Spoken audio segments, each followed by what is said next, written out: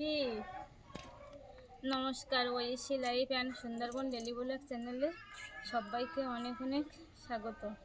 বন্ধুরা, আজকে বাপের বাড়িতে বেরিয়ে পড়লাম সুন্দরবন, কলকাতা থেকে সুন্দরবনে। তো সোনামা কান্নাকাটি তো খুব করছে, তবু যেতে হবে, কারণ ওখানেও কিছু দরকার আছে।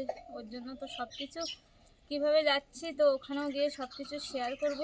তো সম্পূর্ণ পর্বটার সঙ্গে থাকুন, আশা রাখছি ভালো লাগবে। আর যারা আমার চ্যানেলটি নতুন দেখবেন, ভিডিওগুলো সবাই সাবস্ক্রাইব করে দিয়ে আমার পাশে থাকবেন।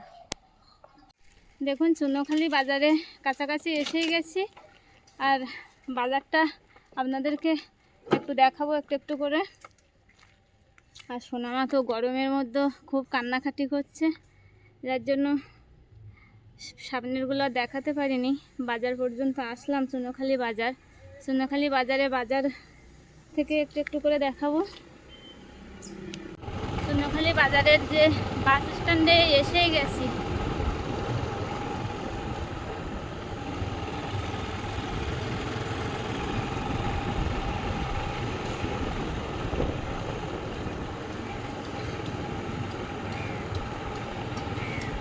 এই যে চুনোখালি বাস স্ট্যান্ড, এখানে আবার অটো স্ট্যান্ড।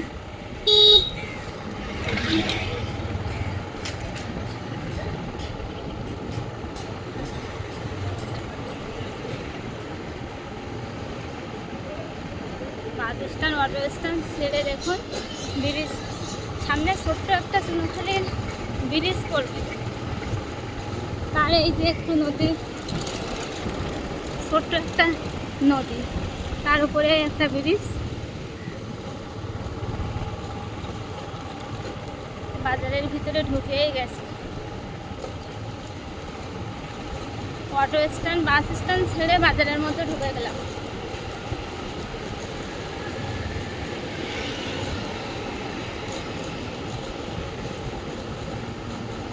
যা গরম, রৌদ্র।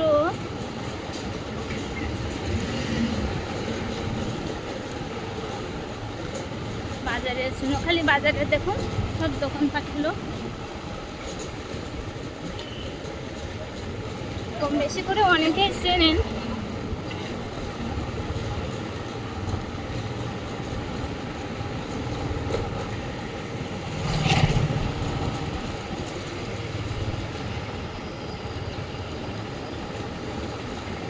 এই বাজার বরাবর ছেড়ে এবার সামনে একটু যাব।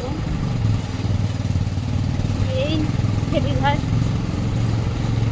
এখান থেকে মানে সুন্দরবনে রাধানগর, মোল্লাখালী, কচুখালী এরকম জায়গাগুলো পৌঁছাতে গেলে এখানে বোটেরও পরিষেবা আছে। এখান থেকে বোট, ঘাটের থেকে বোট দেয়। ঘাটের থেকে বোট ষাটজেলে পর্যন্ত একটা বোট আছে। চুনোখালি থেকে ষাটজেলিয়া, আবার চুনোখালি থেকে ছোট মোল্লাখালী। আপনারা যদি কেউ আসেন তাহলে এখান থেকে যেতে পারবেন, বোটে করেও যেতে পারবে। এবং সামনে এগিয়ে গিয়েই ফেরিঘাট আছে গাবতলী। দেখুন এই যে নদী,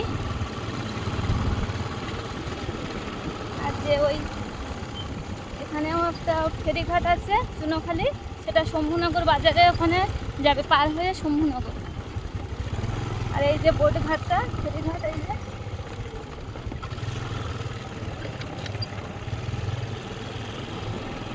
এখান থেকে বোটে উঠে, এই নদী থেকে এখান থেকে বোটে উঠে মোল্লাখালী ষাটজেলিয়ায় যেতে পারবেন। আবার কেউ যদি বাইকে আসে বা গাড়িতে আসে, তো এখান থেকে এই রোড দিয়ে চুনোখালি বাজার টোপকে এধারে এসে এই সাইড দিয়ে ঘাট, ফেরিঘাট।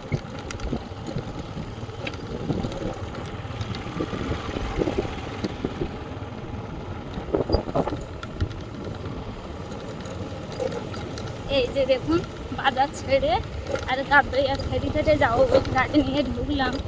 তো গ্রামের মধ্যে রাস্তাগুলো দেখুন, পিচের রাস্তা,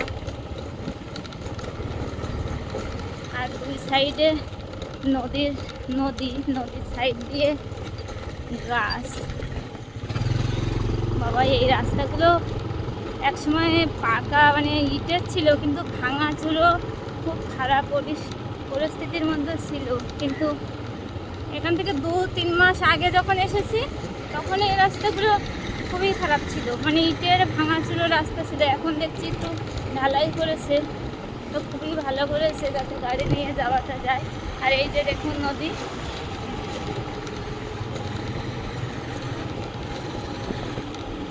আর এই যে বাড়িগুলো দেখছেন এগুলো সব নদীর সাইড দিয়ে, মানে নদীর যে চর করে সেই চরের উপর দিয়ে দিয়ে সবাই আর কি মাটি তুলে সাজিয়ে সাজিয়ে সবাই ইটে সাজিয়েছে, বাড়ি সাজিয়েছে। দেখুন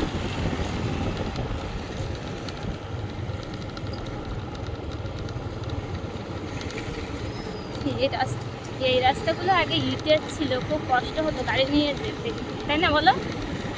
খুব সমস্যা হতো, একদম ভাঙা করে বাজে রাস্তা ছিল, একদম ভীষণ বাজে ছিল রাস্তাগুলো, মানে যেতে এত কষ্ট হতো। বর্ষার সময় তো গাড়ি স্লিপ খাবার ভয়, পড়ে যাওয়ার ভয়, ব্যাপক একটা খারাপ পরিস্থিতি। কিন্তু এখন দেখছি ঢালাই করে দিয়ে খুব সুন্দর হয়েছে, যাতায়াতের একটা পরিষেবা ব্যবস্থা খুবই ভালো হয়েছে। ওই যে সোনাখালি বাজারটা ছেড়ে আসলাম, আসার পরে এই রোডটা দিয়ে গিয়েই আর কি সামনে গাবড়ে ফেরিঘাট, ওখান থেকে পার হয়ে ওখানে 3 মুখ নদীর আপনাদেরকে দেখাবো।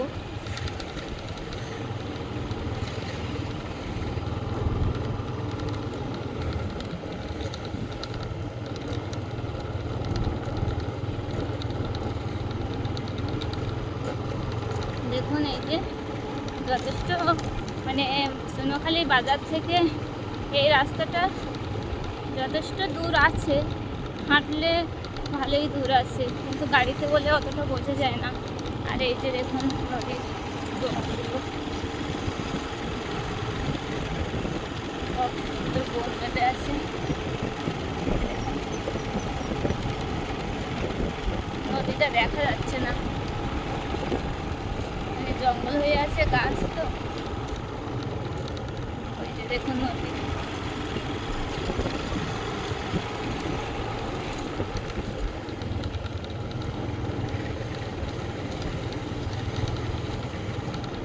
আর এই যে কাপড়িয়া ফেরিঘাটে এসেই গেলাম। এখানে দেখছি কিছু টোটো দাঁড়িয়ে আছে, মানে যারা ওপর থেকে এসেছে তারা এই টোটোয় করে এসছে, এখান থেকে খেয়া পার হবে।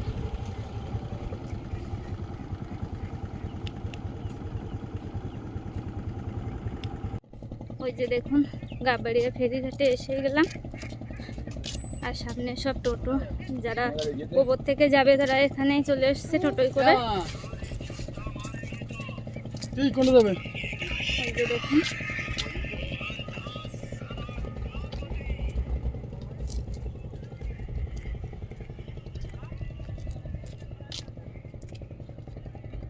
এই যে নদী, ভীষণ বড় নদীটা, মানে ভীষণ বলতে মাঝামাঝি, খুব একটা বড় নয় আবার খুব একটা ছোটও নয়।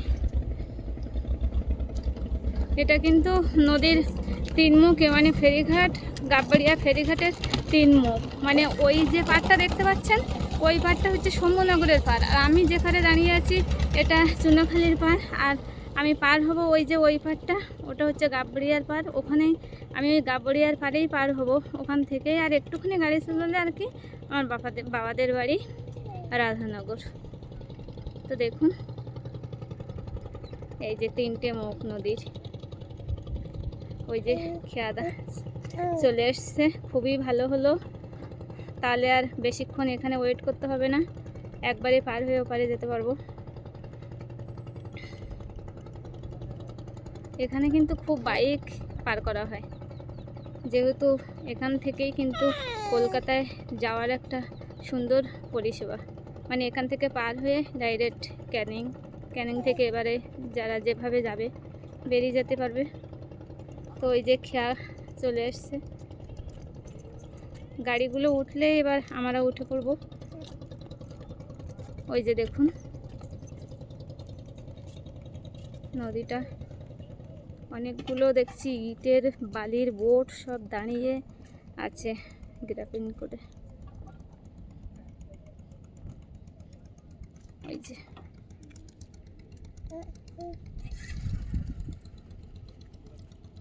ওই দেখো কি সোনামা, সোনামা প্রথমে এই খেয়া পার করবো সোনামাকে, সোনামা কত দূর কান্নাকাটি করবে কি করবে না বুঝতে পারছি না।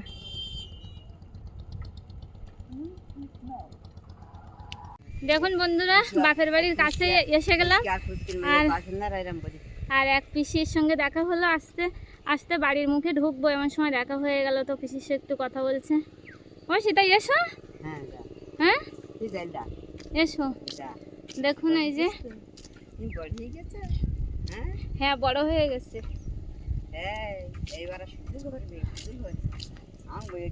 খুব কষ্ট হচ্ছে। আর ওই পার থেকে যখন আমি পার হলাম তখন এপারের বাজারটা আমি আর দেখাতে পারিনি, কারণ প্রচুর রৌদ্র গরম, সোনামা খুব কান্নাকাটি করছে, যার জন্য আমি দেখাতে পারিনি। তো বাপের বাড়িতে ঢুকছি, এখন সবাই কি করছে, বড় মেয়ে দাঁড়িয়ে আছে, ওই যে আসছে ছুটে ছুটে আমার দিকে, এই যে মেয়ে আরেকজন।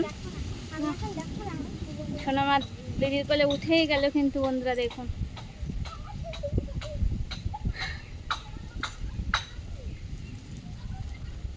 আর ঘাটে উফ কি শান্তি, প্রচুর গরম রৌদ্রের মধ্যে যখন আমি ঘাটে এসে এইখানটায় দাঁড়ালাম, দেখুন বাবাদের বাড়ির এই যে গাছ আমতলা আর এই যে পুকুর ঘাটটা, পুকুর এই ঘাটে এসে যখন দাঁড়ালাম, প্রতিটা মানে অনেকক্ষণ রৌদ্র পার করে এসে গরম পার করে এসে যখন আমি একটু ঘাটে দাঁড়ালাম তখন খুবই আরাম লাগছে আর কষ্টটাও নিবারণ হয়ে গেল।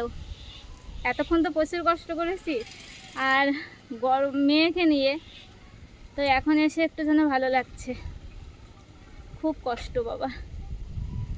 এইখানে এসে দাঁড়ালাম, দাঁড়ানোর পরে একটু খুবই ভালো লাগছে। তুমি একটু এইখানে এসে হাওয়া খেয়ে নাও। তো আমি ঢুকছি, মেয়েকে নিয়ে তো চলে গেল দিদি এসে ছুটে ছুটে বোনের আগ্রহ হয়ে।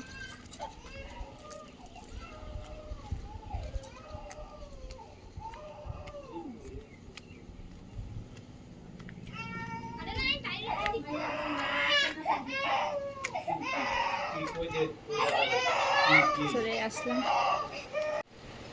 বন্ধুরা ঘাটে, তো ওখানে দাঁড়িয়েছিলাম একটু হাওয়া এসে, তো ওখান থেকে ওর সোনামায়ের দিদি গিয়ে সোনামাকে আনলো, আনার পরে এত কান্নাকাটি করছে যে কেউ সামলাতে পারছি না। বাবা কোলে নিচ্ছে, মা, ও দিদি বা ওর বাবা, আমি সবাই নিচ্ছি, কিন্তু কেউ সামলাতেই পারছি না। কেন বুঝতে পারছি না, যে ও অপরিচিত জায়গায় আসলো তার জন্য এরকম করছে না কি জানি। আবার অনেক সময় ছোটো বাচ্চা তো ঘর থেকে বার হয়ে করা হয় না, গাড়ি ঘোড়ার একটা আওয়াজও আসে, সেই ভয় পেলো, কোনটা কি হচ্ছে বুঝতে পারছি না। তো বাবা নিয়ে এতক্ষণ হাঁটাহাঁটি করছিল ঘরের ভিতরে, কিন্তু থামছে না। এখন বাবা নিয়ে একটু রাস্তার দিকে গেছে, তাও তো আমি এখান থেকে দেখতে পাচ্ছি চুপ হয়ে গেছে, তো অনেক দূরে আমি আর দেখাতে পারছি না। তো এসে আর জামা কাপড় তো ছাড়লাম, ভীষণ গরম। তো আজকে পর্বটা এখানেই শেষ করছি। আর পর্বটি কেমন লাগলো কমেন্টে জানাবেন, ভালো লাগলে লাইক শেয়ার করবেন। আর যারা আমার চ্যানেলটি নতুন দেখছেন প্লিজ সবাই সাবস্ক্রাইব করে দিয়ে প্লিজ আমার পাশে থাকবেন। আর এতক্ষণ সঙ্গে থাকার জন্য সবাইকে অনেক অনেক ধন্যবাদ। সবাই সুস্থ থাকবেন, ভালো থাকবেন, দেখা হচ্ছে আবার কালকে ভিডিওতে।